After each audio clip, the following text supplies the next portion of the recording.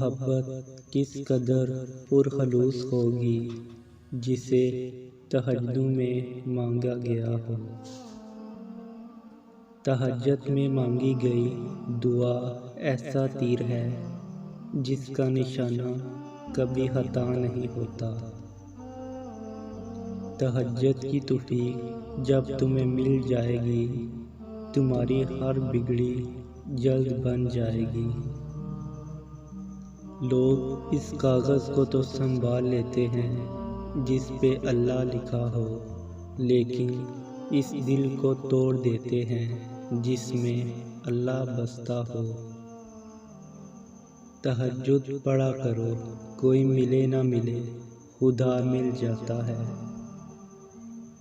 اگر التجائیں رد ہونی ہوتی تو اللہ یہ کبھی نہ فرماتا کہ مجھ سے مانگو میں دوں گا۔